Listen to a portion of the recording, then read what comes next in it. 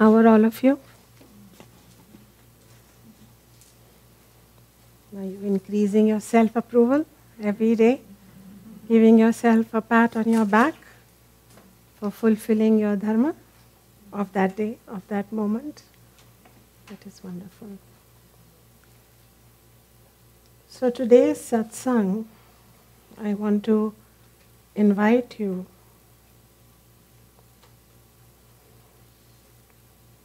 to fall in love with a very special faculty that you have, and it's called the mind. That's why I spoke like that. Because it's very, very, very popular to want to not like your own mind, or want to remove it, destroy it somehow. If only I didn't have my mind. Is it not so? So therefore today, I want to share with you Vedantic understanding of the mind and what a precious faculty you have. And a critical question that you will examine today is, do you have your mind in the status of a mind, or is it working in some other inferior capacity? So shall we explore? Okay. So, mana evam manushyanam karanam bandha mokshayoh. So Bhagavad Gita, which is the embodiment of the Upanishadic teachings from the Vedas, says to us that as is your mind, so are you. As is your mind, so is the man. And you are either experiencing bondage, bandha, and bandha is dependency upon the world and others to give you happiness, and it always leaves you gasping for some more. Or you are experiencing moksha, and moksha is nothing but you are independently established in some happiness which is sourced from within you. And the cause of both bondage and freedom is none but your mind.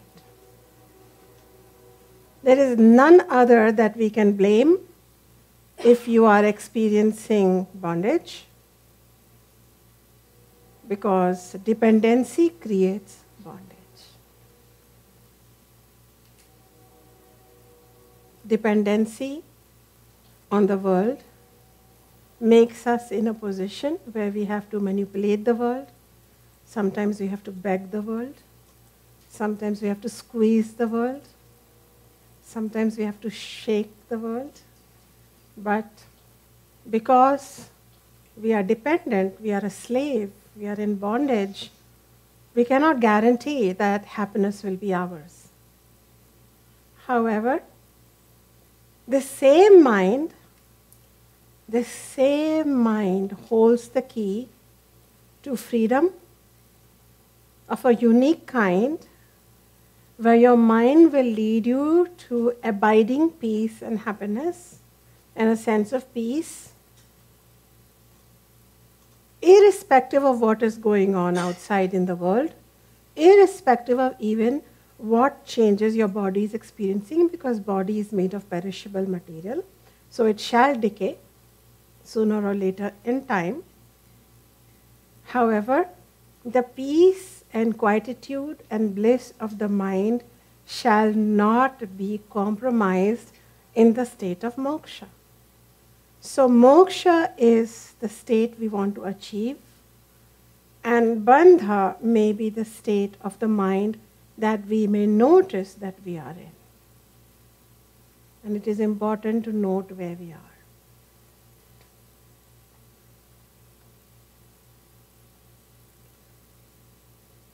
mind is very important. In an ashram, a cow was always tied at night in case she wanders away. And one day the rope could not be found. So the shishya, the student, tried to take the cow inside to the cow shed so that she can be safe and in case of any rains she stays dry. But she won't go in. So he went to his guru, and the teacher said, the master said, she is used to being led by a rope. The rope cannot be found. In that case, just make an action of tying the rope around her and leading her. Let us see. And it worked. And she came along, sat down, had a good night's sleep, because cows are not afflicted with atichintan, anxiety and excessive worry. However, the next day when it was time to go out and feed on grass, she would not go out. Once again, there was no rope to take her. The teacher once again instructed to the student that make the action of untying the rope and lead her out, and she may go out, and it happened exactly so. So, in the case of the cow, there was no rope. But she thought she has a rope to lead her in, so she went in. And there is no rope to lead her out. But it is a thought alone that she is being released from the rope to go out.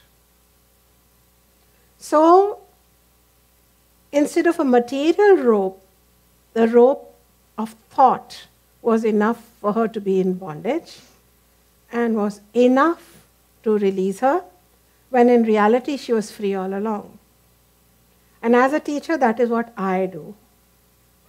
I just pretend to open the ropes from your beings and consciousness when all along you were free. And then I say to you, you are free, then you are free. So it all happens at the realm of the thoughts. So hence this mind is very important to us. And we have to pay attention to this mind.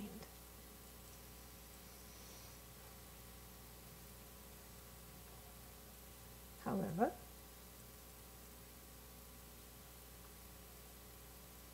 do you know that along with the mind, we have 5 sense organs? And they are called what? Indriya. And such is the situation with the average person, and you tell me if you're one of those people, that the senses dwell where they want to in the world of objects. They are roaming this world wildly. And such is their nature, and they cannot be restrained.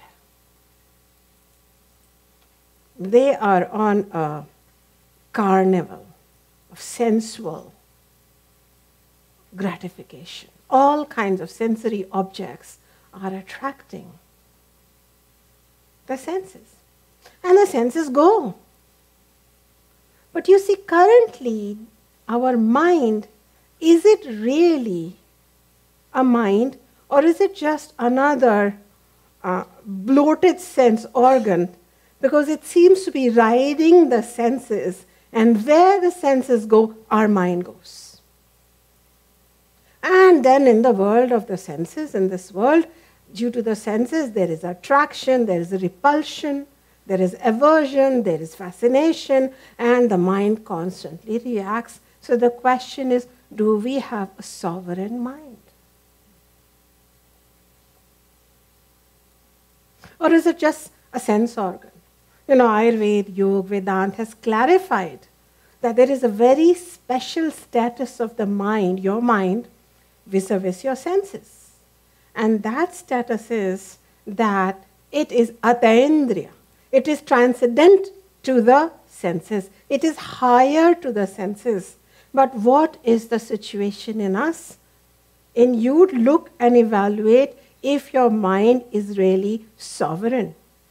You really have a mind when your mind can say to your senses, yes, we shall go after that. And your mind is sovereign if it can say with equal conviction, no, we shall not go after that. Or we shall do something different. Kartum, akartum, anyatha va kartum. The mind should have the following three choices. I shall do.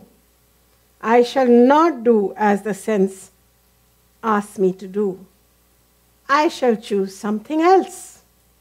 This is the sovereign mind.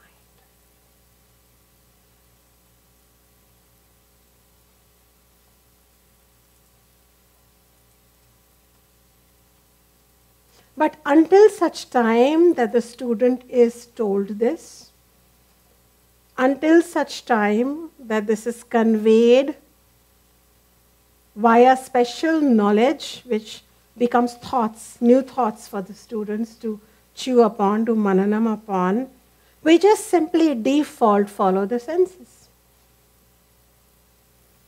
And the mind becomes filled with sensory material and reactions to it. It's like frothing and fuming, and in one area, it is idealizing and romanticizing and singing the blues in another area. So it is just having opposite reactions based on what the senses are doing. But Vedanta is reminding us, this mind is very important. It's almost like your mind is this really, really supersonic vehicle, really, really powerful. But it is moving with the help of 5 pulling dogs. And if you've ever taken a dog for a walk, as I have, then every smell, every delight, every sound, every sight, everything just pulls them in the 5 areas. So we have this really, really special, refined, powerful instrument called the mind, but we have reduced it to the status of being in slave of our own senses. So do I have a mind? Do I have the discrimination to say no, yes, or we shall think and choose another path? If we have that, then I say to you, go roam this world of the senses. Enjoy yourself. Vedanta never wants to turn you into a recluse in the cave. Have your shop and float what you want to do in this world, in the heart of this universe, which happens to be what? Manhattan, Times Square? Be there. But before you go there and do what you have to do, make sure your sovereign mind is in place. You recognize that the senses are in service of the mind, and the mind is not co-equal to the senses.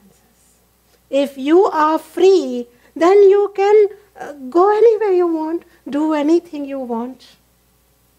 Lord Krishna in Bhagavad Gita has clarified to you. Let the senses go where they want to go. How can we stop the horses who are wild from going hither and thither? That is their job, to seek out the taste, the smell, the color, the sounds. They're attractive. They're childlike.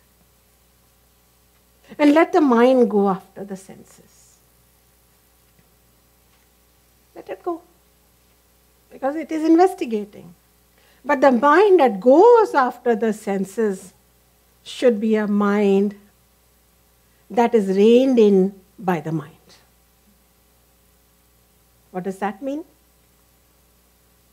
Our Shastra, not only Vedanta, but Yoga and Ayurveda, Rishi Charak in Ayurveda, clarify to us that our mind controls 2 entities.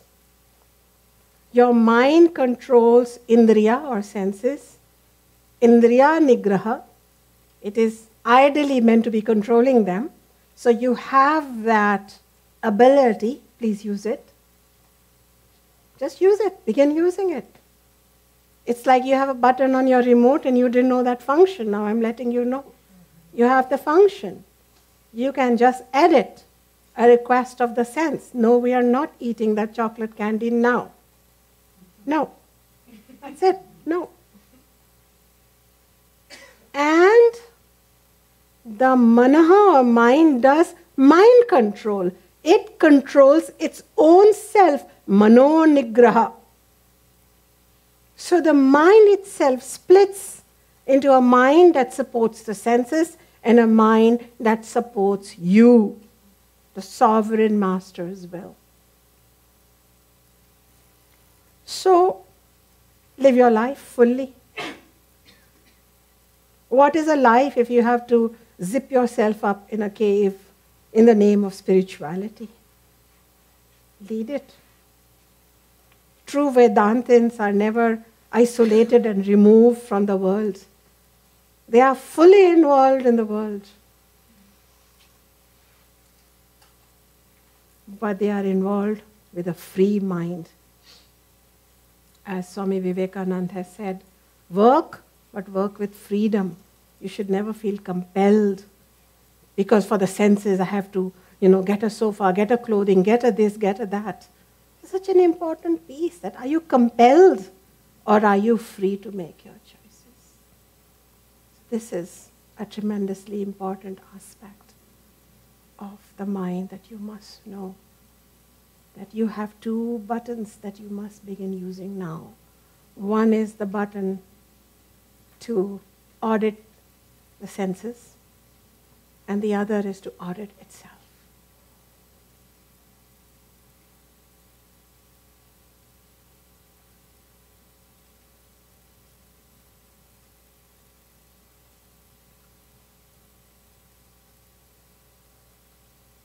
We started with a shlok from the Bhagavad Gita, which says that this mana, this mind, is the karana or the cause of bandhana or bondage or moksha, freedom. Then we explored what bondage is like and why. Mainly because we do not know until we are told. Now let us also look at what is moksha.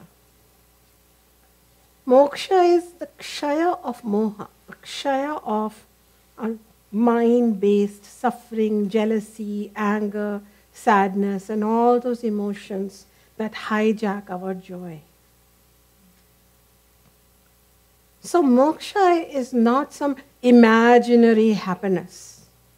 And moksha is definitely not dependent on achieving of some object to give us happiness. And nor is it dependent upon some location. Well, I'm just waiting till I die and go to heaven, and then I'll be happy. It's not dependent on your relocation within the cosmos. Moksha is the calming down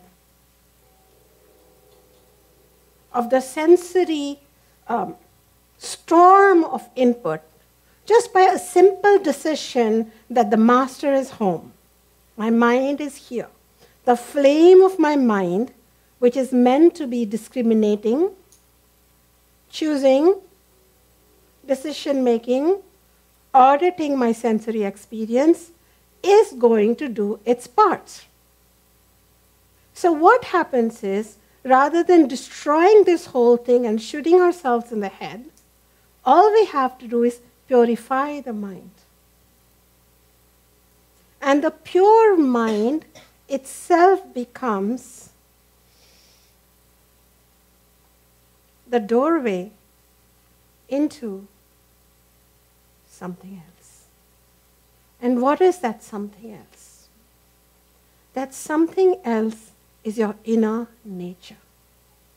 What is my inner nature, a student asks. And the teacher does not give a lot of words. The teacher says, come, let us explore it. You know, the Veda is the only book, spiritual book in the world which says, use me and then stop using me. Grow out of me.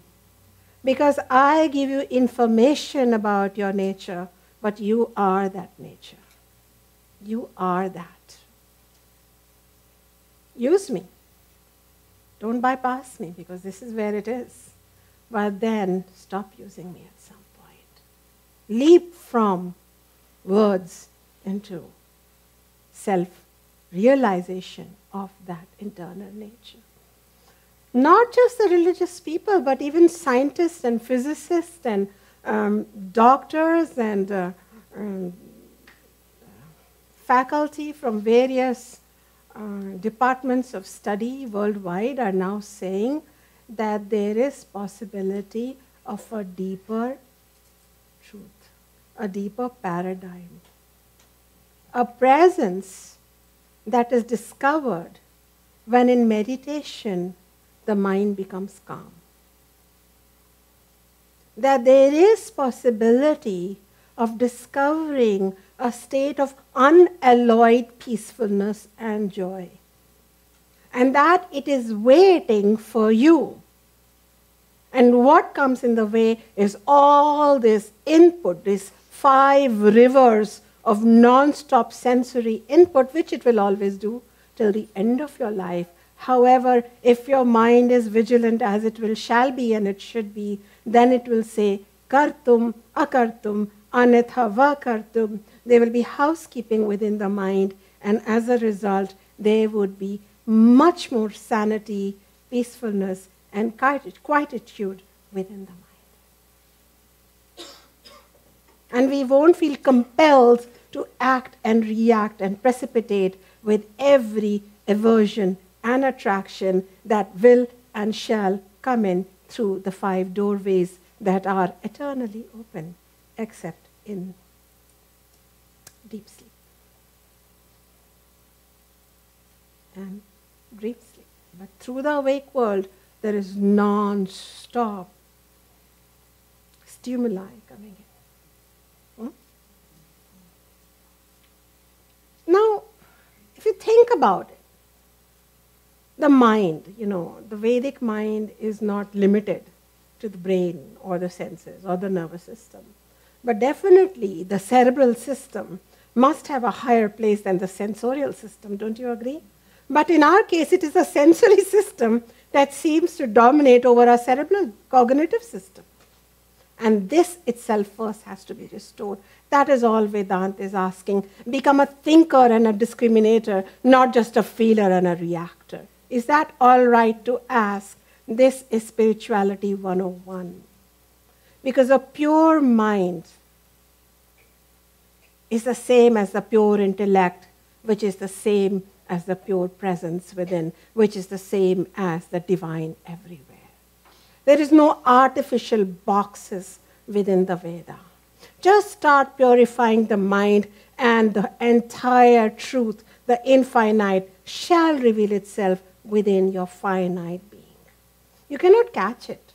You cannot run after that infinite experience of that, elusive, subtle self through your finite equipment. But when that finite equipment is calm, stabilized, then because it is shining, it is the shining truth, it just reveals itself like that, spontaneously. How many of you have experienced that when your mind is quiet? Hands?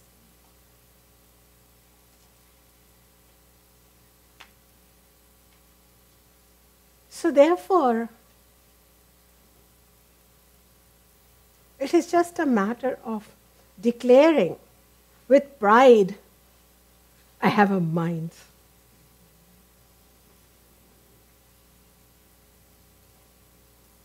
And I work it so that it can be the pure field of experiencing something that is beyond the mind. But it's a science. It is not just some hokey pokey adventure, come on, everybody, one person has seen it, and so I will tell you how to see it. No. This is an entire tradition, thousands of years of teachers and books pointing to the same thing, that this actually happens. Our inner being, our inner nature is very close to us if we just use the mind to quieten the sensory storms. And we can do that. Sometimes even as simply as with meditation. So we close our eyes and we just go inwards and we just meditate upon that pure being that dwells within us. And we pull away from the sensory world, because now we know that any kind of satisfaction and joy there is limited. Right? Tatakim, tatakim. Then what? Then what? I will achieve the greatest honor, tatakim. Then what? After that, empty. I will paint a painting, tatakim. Then what? After that? So every joy comes to tatakim. Now what? Vedantic word, then what? Then begins the student's journey on the invitation of the teacher, on the basis of an ancient tradition that has many people benefiting from this, saying to you, do not destroy your mind. Just now start seeing what is going in, what should be paid attention to, what should be. Calm down and close your eyes and start meditating. And it feels like, what are you doing? Just sitting there. You could be doing so many things, building organizations, growing children, saving the world, exploring the outer space. Then ultimately, those few minutes of non-activity is the answer to your then what. Because then the penetration starts going inwards. Now the pure mind, the subtle, purified instrument that you have been given alone among all the living beings, can now start exploring within. And when you put the light within, you come across the infinite waiting for you. The source of bliss, power, happiness, joy. What the Shastra was talking about indeed dwells within me. And this inner adventure and this turning of the torchlight of the mind just away from the world long enough inwards is what we do during meditation, Vedantic meditation. But it is not a meditation in vacuum where you just take a class and try to control your thoughts. Tatakim. Why control your thoughts?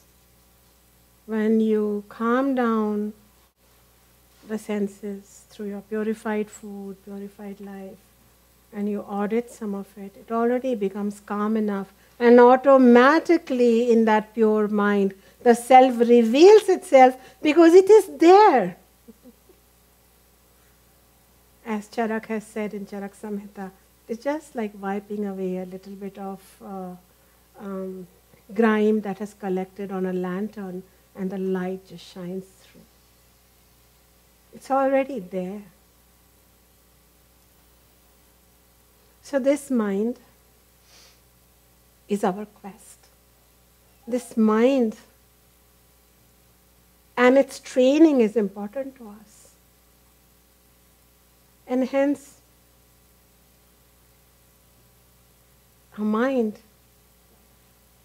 must know that the pursuit of artha, which is survival, kama, which is pleasure, and dharma, which is nobility and righteousness, are needed and legitimate, and yet they lead us to a place where we come to a question mark of now what? And at that time, to get abiding peace, we need to be willing to explore deeper. It is wonderful that all the modern research around meditation is now showing to us what the ancient rishis, the seers, have been telling us for a long time. What shall we call your inner nature? That which is beyond the words cannot be described by words. But various traditions have tried to describe it as the deeper being, an inner presence, the subtle reality that lies beyond the gross, the timeless being, the limitless one.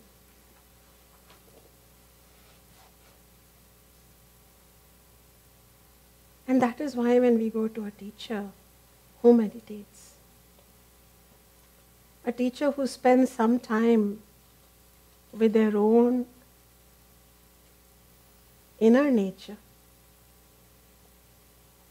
and everyone's inner nature is the same, but they spend time through their mind penetrating deeper, then we feel like better because they know something deeper and they see that depth in us. They don't just buy our gross perceptions and misperceptions. They see in us a deeper potential. And that is why after satsang or teaching or class, we feel empowered and strengthened. So it is the quality of spending time in the laboratory of the mind, putting the shades on the few senses, auditing some things, creating that space for something else to express itself. There will be no other place but this mind where you will be revealed your own truth. So begin to fall in love with your mind. Let it be the altar of your spiritual sadhana. And now start brooming it and rubbing it and polishing it and filling it with the most beautiful silence possible and quietude and space.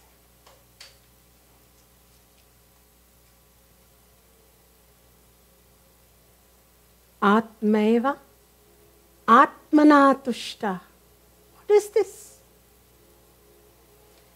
This mind will start being happy with its own company. This mind will not just experience occasional happiness with itself, but abiding happiness.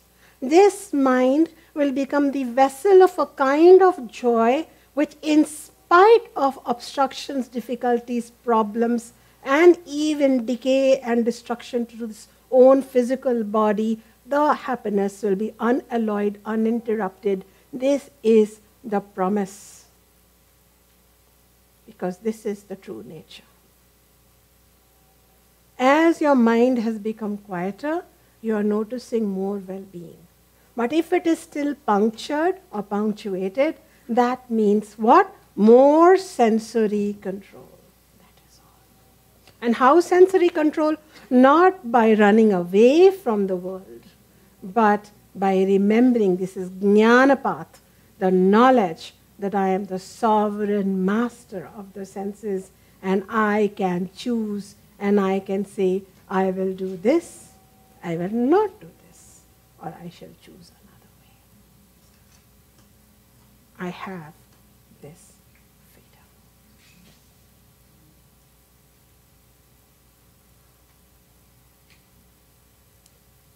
This mind requires a very special kind of support from the teacher to the student, so that I can tell you that you are not orphans until you complete a certain text. Knowledge of the Shastra is known as Jnanam. But there is innate wisdom within you, which is called Pragya. This innate wisdom is always within you. It is your gift in this human avatar. It is known as Prajna also. Lord Buddha also talks about Prajna. This Pragya is your benefactor. It is wordless. It is the holder of Dharma. It is what guides you to self-actualize and to meet your potential. But what happens to this Pragya? When there is a sensory overload, then the Pragya cannot whisper to you. The cheesecake talks to you.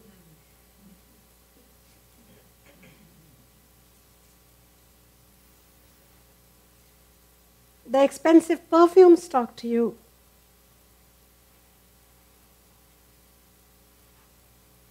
Where is the time for Pragya to reveal itself?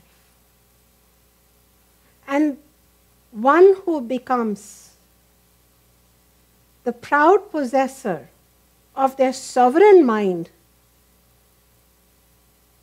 opens the treasure of Pragya. And then this person, everybody can tell, is the wise one. First of all, they stop falling into pitfalls. And if they have fallen, they lift themselves up so gracefully.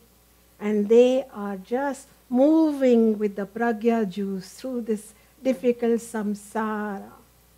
Their own wisdom supporting them, which means the supersonic mind with the fuel of Pragya says, "Thank you, beautiful dogs. Go enjoy yourself in the field. You don't have to pull me. I am now independent to do what I have to do." And the Sthita Pragya is a state where the Pragya becomes Sthita, very established. Now, no matter what, your inner wisdom cannot be dislodged. We have noticed that there are times when we feel very wise, and then some traumatic event occurs, and we seem to feel very foolish. That means our Pragya is there, but it is not Sthita. Which means, again, what? Sensory input is polluting the mind, and Pragya is unable to be Sthita. Once this Pragya is Sthita, then Arjuna go to war and win this war. So we are come inbuilt in this human body with Pragya, and we as practitioners of Ayurveda, Yoga and Vedanta have to remind people of their Pragya. And we have to remind them why they are purifying their food or their lifestyle, or why they are meditating. There is a reason. It is to reclaim their faculty of the mind. Otherwise, mindlessly, we are living. We are only living per our senses. We eat for our senses, we marry as per our senses, we even do jobs for our senses, and some even choose gurus as per senses. Which guru looks better? So therefore, senses rule us, and we don't know it. But I want to guide you that is nothing to feel guilty or ashamed about. It is the human situation. Animals are led by their senses, but there is nothing wrong with that, because that is the way they are conditioned, and that is best for them. But we human beings have this invitation to enjoy all our not one or two, but 5 senses, highly refined 5 senses, but we have to push our consciousness to now be a master of our senses and not to be a slave to them. And we have that inbuilt capacity. We have it. And that is why when I was growing up and I would be feeling miserable, and my grandfather would say that, be a light unto yourself. It didn't really make sense at age 12. It now makes sense to me now. Where Baba would say, sit down, talk to yourself, and come back and then talk to me. Before solving my problem, my Baba wanted me to sort my own self out. You can do it. You have those faculties. But I need you to sort out my problem. Listen to your own self and see. So therefore, this mind is supposed to give us hindsight, foresight, farsight. But how much of the sight do our senses give us? Tell me. Our eye sees the cheesecake and then blind dart, collapse. Right? That's it. So sight, the ability to know, does not live in our senses. Senses are very limited aspects of intelligence. In fact, they only do their own work. Like the ear cannot say, I think I'll rest today and the nose will do my part. They all have their own intelligence. They focus on it. They zoom in on what they want, and they are doing their part. Are we doing our part? By letting our mind take decisions. So we run blindly after objects, people, experiences, and then the reaction, the aftermath of that is what fills us up and destroys our peace and our joy. Then we go to our teacher, and our teacher says, but you can say no. You can say yes, or you can say something completely different, which means make a whole new path, a whole new paradigm. At any moment, you are free to do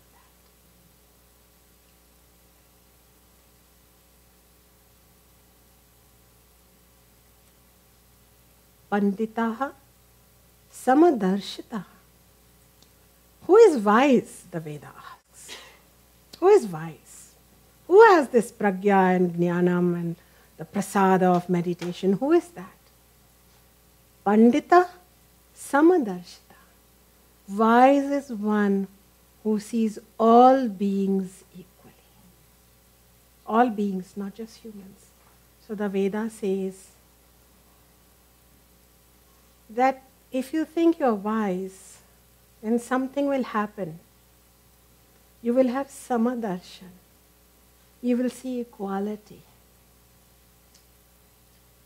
And this is what happens. This is the prasada of going inwards. Using the mind to penetrate inwards. Because outwards through the senses, all we see is divisions, classes, contrasts, colors. But as we go inwards and we find our inner nature to be something quite removed from the material dimension, an indescribable presence that is throbbing through all beings, then the same mind becomes that temple where we have realization of the highest truth of Atman and Nirman. This mind alone. Are you looking after your mind? Are you in love with your mind?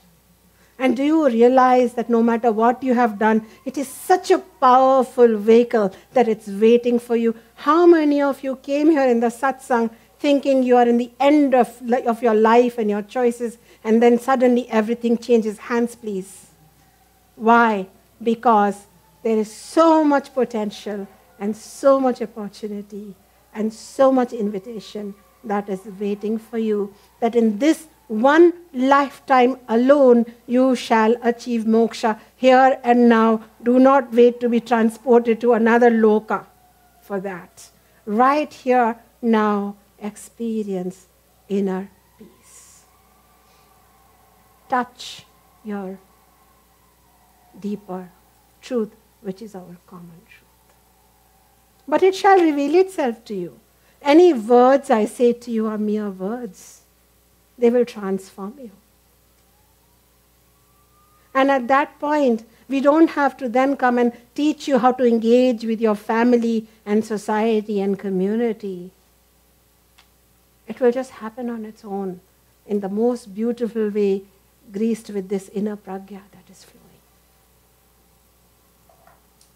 Finally, for those of us who think, fine, I'll just close my eyes and meditate, and that shall take care of my mind, I want to tell you, yes, it's very important.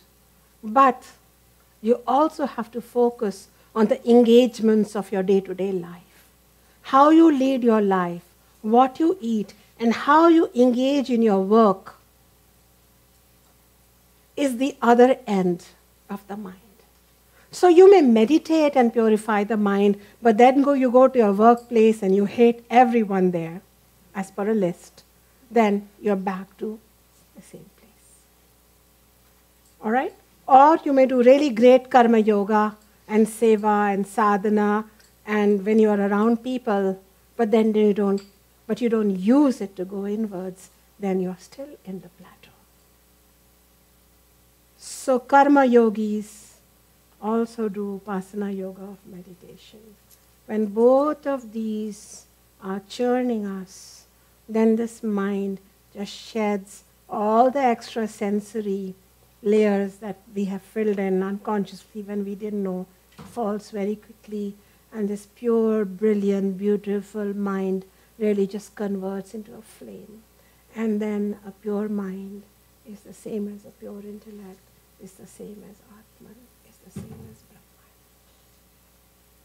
So, my dear Sadasyas, my invitation to you is to now really, really pay attention to your mind and create a small space in your home and in your life to do no other activity but to plunge within and say, okay, all day I work and I bring myself comforts and artha, kama, dharma, but now for moksha, for true abiding peace, I go within, I go within, I go within. And at that time,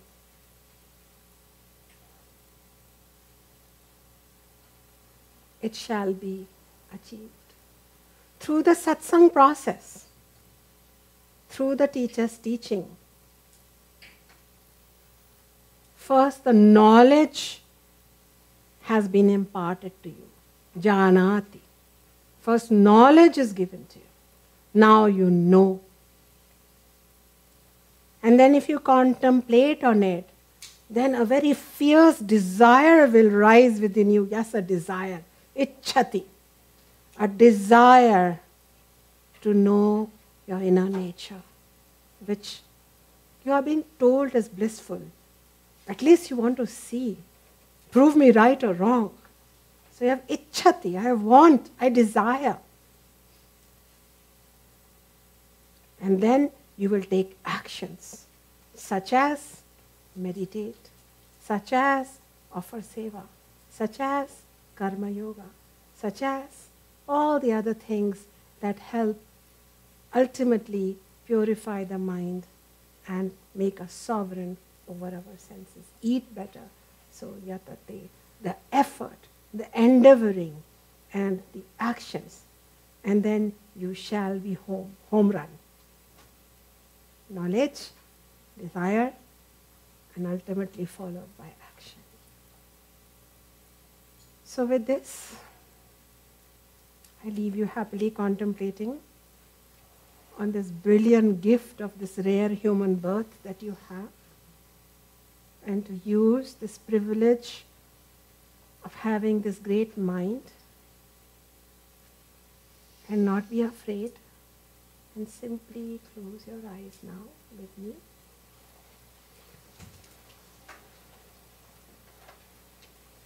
What is there to do but sit in the bliss of just being inward?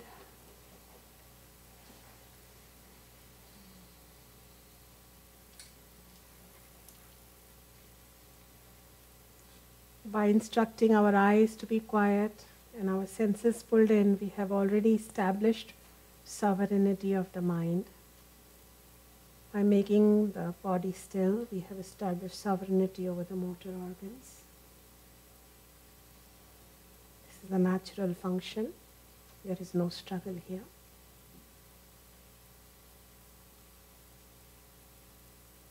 And you know that internally, the infinite dwells within.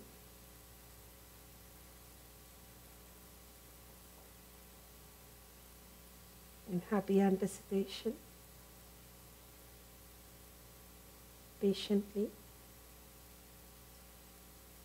we pull away from the world of sensory objects, from the mind field, from the sense field. We have moved into the mind field now. When your eyes are open and you're out and about, you are in the sense field. Now you are in the mind field. And if you dwell here long enough without pull or push, you will encounter the truth field. So to encounter this, we have to go inwards.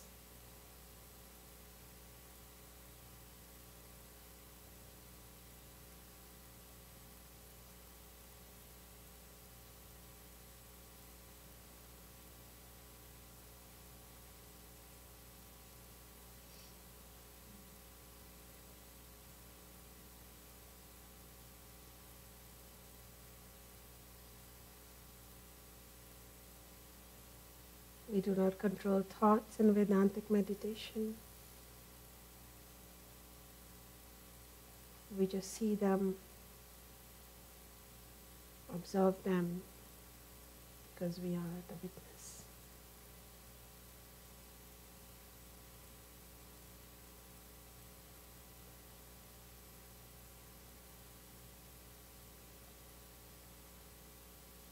When we are using our senses, we are actors and experiencers. But when we are meditating and merely witnessing, then we are only witnessers. We are witnessing the mind field without trying to change anything in it. We hope to witness the infinite.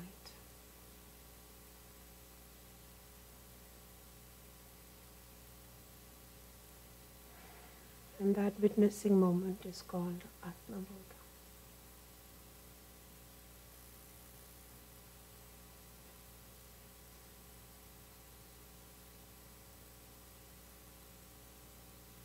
And though that tremendous Atma Bodha moment may be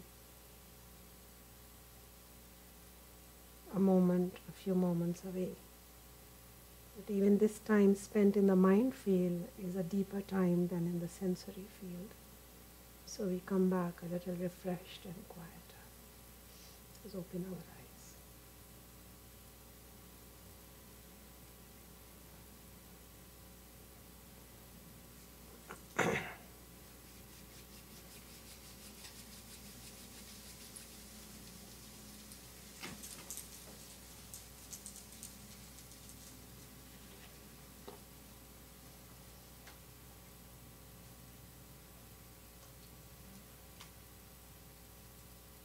Shall I hear a Jema for all the wannabe and ready to be and potential moksharthis? We are on our way for moksha. It is not lying in some heaven or in some substance. It lies within our own being, in our quiet mind. Kshaya of Moha. It will happen on its own. So I am going to now stop here. We're going to take a 5 to 7 minute break. Please do not go away because today is a very special class. I had asked a couple of students to share their story. And the way we have decided to share it is in the form of a circle that will be facilitated by Ambika on my request. And what we want from you is to be a very perceptive audience because these students are daring to share their story, not only to you, but to like the whole world for posterity on a camera. And also, whatever comes forth from the story, time remaining, we will discuss it today or in the next class because it's not a story, it's a journey. And we are going to look at them from a Vedantic perspective down the road. Okay? So I would like to hear your viewpoints next time when I'm with you. And our filmmaker, I don't know if you were introduced to Kevin G. Kevin, namaste. Kevin is a personal friend of mine. I'm very proud to say that I'm Kevin's friend. He's a brilliant filmmaker. He used to work for National Geographic and he has won many awards in this art. And when I first met him in 2000 sometime, I always felt that we'll make a film together. So I used to always tell him that. And we were making a film together, funded by some .com. And interestingly, the .com burst at that time. But what continued was what is abiding, was our friendship. And that burst didn't affect us one bit.